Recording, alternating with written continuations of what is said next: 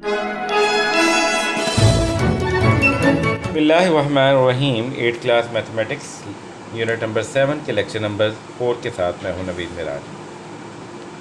Students, इस lecture में हम लोग कवर कर रहे हैं स्पेशल एंगल जिसका नाम है कॉरस्पॉन्डिंग एंगल्स। कॉरस्पॉन्डिंग एंगल्स उस वक्त बनते हैं जब दो पैरेलल लाइंस को कोई ट्रांसवर्सल इंटरसेक्ट करता है। ठीक है, तो उस वक्त बनने वाले जो एंगल्स होते हैं हमारे पास, उनमें से एक टाइप है जिसका नाम है कॉरस्पॉन्डिंग एंगल्स। अब इसकी डेफिनेशन पहले पढ़ लेते हैं। When a transversal intersects the two parallel lines, जब कोई ट्रांसवर्सल दो पैरेलल लाइंस को इंटरसेक्ट करे, then the angles at the same position, तो फिर बनने वाले वो एंगल जो सेम पोजीशन पे हों and on the same side. दो बातें हैं इसमें, same position and on the same side of the transversal and at the same side of the two parallel lines। यानी कि दो चीज़ें आ गई, एक तो इसमें ट्रांसवर्सल आ गया और दो पैरेलल लाइंस हैं। हम लोग कहते हैं कॉरस्पॉन्डिंग एंगल कब बनते हैं, जिसमें दो बातें हों कि वो सेम साइड पर हों और सेम पोजीशन पर हों। ठीक है, लाइक अगर ये मेरे पास दो पैरेलल लाइंस M और N हैं, M और N दो पैरेलल लाइंस हैं और L कोई ट्रांसवर्सल है, यानी कि L लाइन इन दोनों को क्या कर रही है, इंटरसेक्ट कर रही है। तो इसमें से वो एंगल्स जिनमें दो बातें हों, सेम साइड पर हो और सेम पोजीशन पर हो।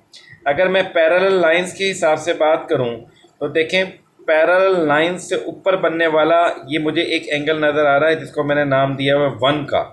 ये 1 एंगल बन रहा है पैरेलल लाइन के ऊपर बन रहा है।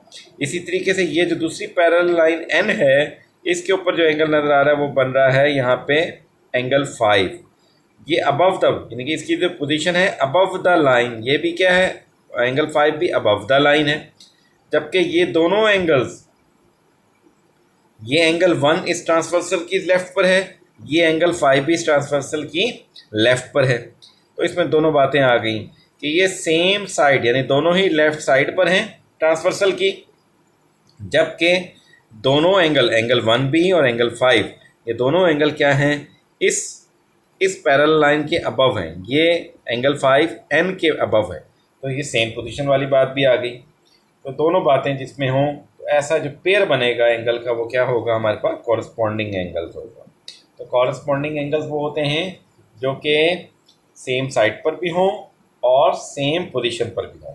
ये पोजीशन वाली बात इन पैरेलल लाइंस के लिहाज से आ गई और साइड वाली बात इस ट्रांसवर्सल L के लिहाज से आ गई। अच्छा जी, ये हमारे पास एंगल बन गया और ये एक रिज़ल्ट है कि ये जो कॉरस्पॉन्डिंग एंगल्स होते हैं ये सेम इन साइज होते हैं, यानी कि एंगल 1 और एंगल 5 आपस में क्या होंगे, सेम इन साइज, यानी measure angle 1 is equal to measure angle 5 के होगा।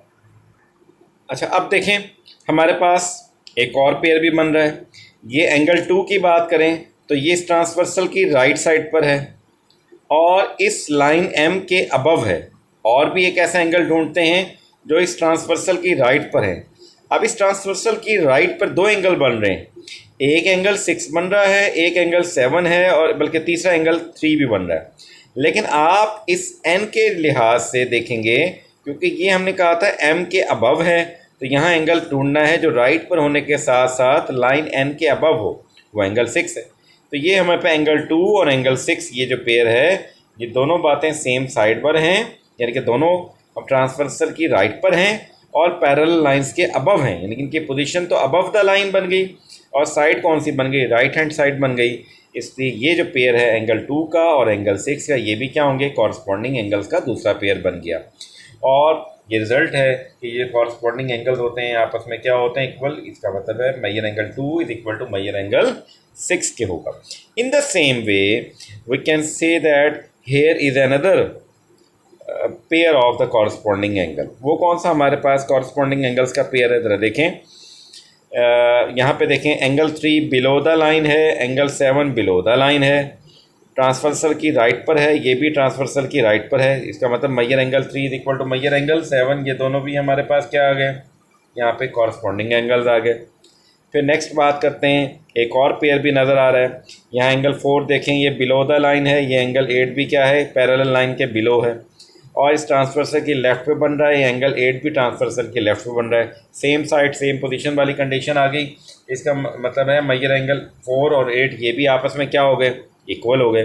अगर ठीक है, तो इस तरीके से जो बनने वाले एंगल्स होते हैं वो हमारे पास क्या कहलाते हैं, कॉरस्पॉन्डिंग एंगल्स होते हैं। और ये जो रिज़ल्ट हमने लिखे हैं, ये रिज़ल्ट इस्तेमाल होने जा रहे हैं एक्सरसाइज नंबर 7.1 के अंदर बेतहाशा।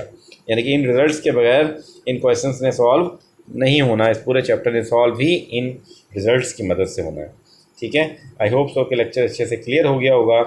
तो जो लोग चैनल पर न्यू हैं वो काइंडली चैनल को सब्सक्राइब करें, लाइक करें, शेयर करें, ताकि बहुत सारे लोगों का भला हो जाए। Thank you.